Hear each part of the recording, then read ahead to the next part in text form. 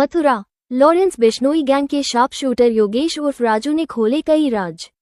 सुबह मुठभेड़ में दिल्ली पुलिस की स्पेशल टीम और मथुरा पुलिस ने संयुक्त रूप से कार्यवाही करते हुए मुठभेड़ में गिरफ्तार किया था, जिसके पैर में गोली लगी है।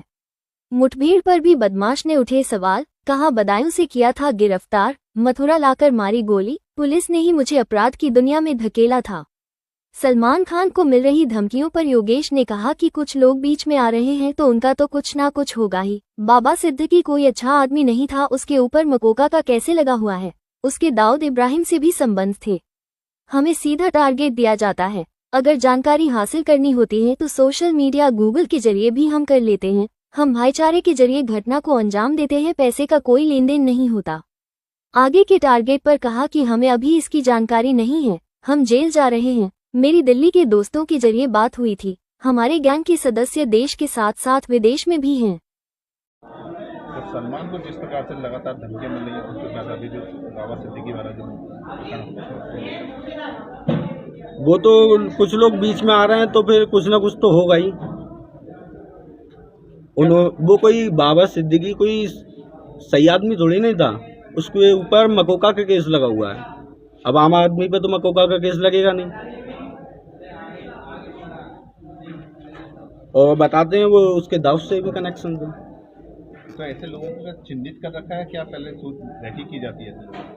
इस बारे में तो सर मैं हकीकत बात बताऊं तो सारी जानकारी होती है और मिल जाती है। जैसे कि किसी की भी जानकारी निकालना हो। जैसे कि कैसे निकाली जाती है?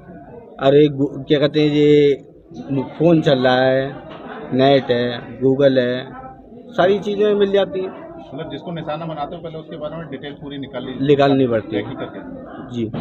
हाँ। क्या पैसे की कोई डिमांड होती है? नहीं, पैसे की कोई बात नहीं। पैसे की डिमांड। तो आगे देखा जाए टारगेट में कौन होगा? अगला निशाना तो देखो, हम तो जा रहे हैं जेल, अब पता नहीं कौन क्या कर रहा है और कैसा क्या होगा, इस बारे में मुझे जानकारी नहीं है। संपर्क कैसे करते हो? संपर्क कुछ जो दोस्त थे दिल्ली के मेरे, उनके जरिए बात हुई थी, मेरा तो कोई संपर्क था ही नहीं। तो जिस प्रकार से देखा जाए जेल में बंद हो जाता है फिर, लेकिन आपस में संपर्क कैसे कर लेते हो? एक दूसरे के जरिए कोई ना कोई आता जाता रहता है और लोग, गैंग बहुत बड़ी है। गैंग कितने लोग होंगे गैंग में? 100 से ज़्यादा ही होंगे। क्या इंडिया से बाहर भी कनेक्ट? हाँ है। वो तो कुछ लोग बीच में आ रहे हैं तो फिर कुछ ना कुछ तो होगा ही। वो कोई बाबा सिद्दीकी कोई सही आदमी थोड़ी नहीं था, उसके ऊपर मकोका का केस लगा हुआ है। अब आम आदमी पे तो मकोका का केस लगेगा नहीं। और बताते हैं वो उसके दाऊद से भी कनेक्शन थे। तो ऐसे लोगों को चिन्हित कर रखा है, क्या पहले रैकी की जाती है? इस बारे में तो सर मैं हकीकत बात बताऊं तो सारी जानकारी होती है और मिल जाती है।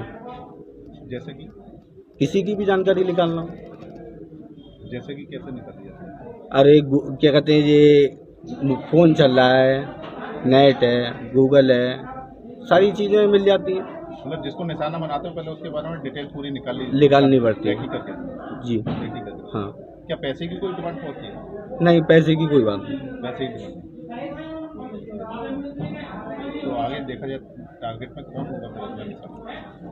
अगला निशाना तो देखो, हम तो जा रहे हैं जेल, अब पता नहीं कौन क्या कर रहा है और कैसा क्या होगा, इस बारे में मुझे जानकारी नहीं है। संपर्क कैसे करते हो?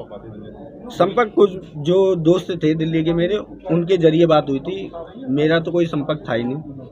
तो जिस प्रकार से देखा जाए जेल में बंद हो जाता है फिर, लेकिन आपस में संपर्क कैसे कर लेते हो?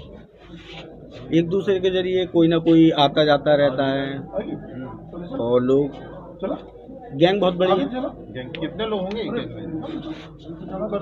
में? 100 से ज़्यादा ही होंगे। क्या इंडिया से बाहर भी कनेक्ट? हाँ है।